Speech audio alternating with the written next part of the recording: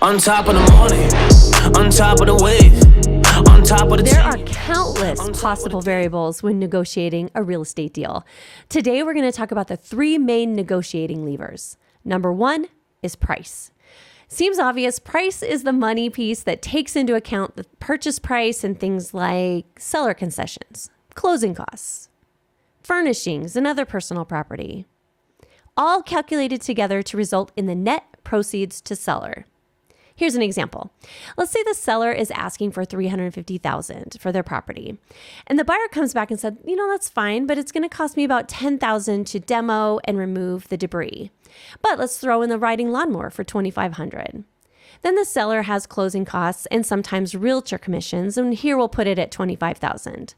That leaves net proceeds to seller at $317,500.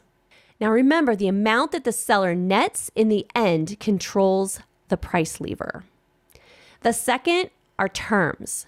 Terms can include owner financing, subject to, assuming the seller's loan, or things like inspections, work orders, and other contingencies.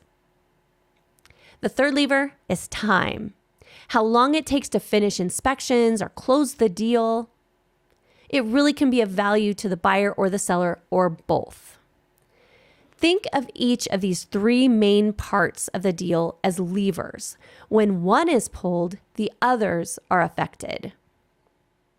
Now remember, the seller's goal and what the sale of the property will accomplish for them is crucial for the buyer to understand before entering into any negotiations. And we look at the different directions of the levers as being buyer-friendly or seller-friendly. Buyer-friendly might include lower price, special terms, long close. So it takes longer to close the deal from the offer. Seller friendly might include high price, no terms, quick to close. It's important to know what most buyers and sellers want, but these are just what we're typically looking for. It's really important to remember that those previous slides, they're generalizations, and real life deals will likely surprise you. So go into it with assumptions, but then be ready to move.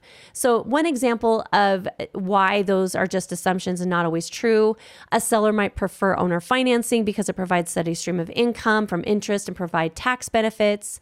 Another example would be that a buyer might prefer bank financing if the interest rate or other lending terms are better than the owner financing. A third example would be that, the sellers might prefer a longer closing if they need more time to find a place or to move everything out.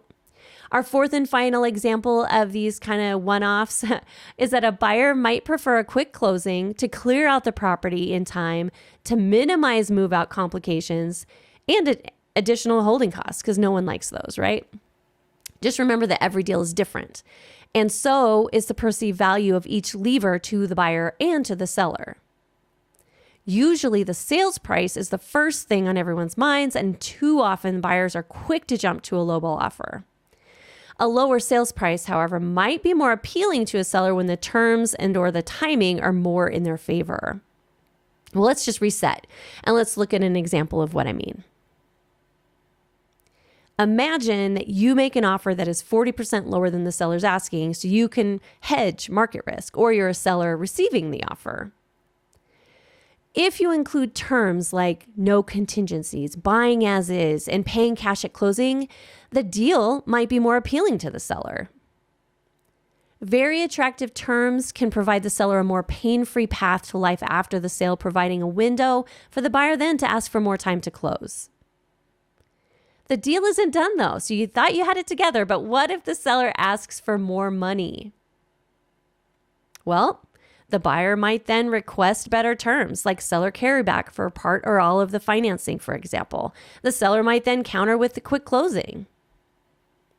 Sometimes the buyer can offer more money than the seller is asking, especially when taking over a seller's low interest loan, resulting in lower payments and a positive cash flow from the start. But what if the seller wants a price that's higher than its as-is market value? Well, there's a solution. It could be doable if it cash flows by taking over the seller's loan, and even more attractive with a longer close.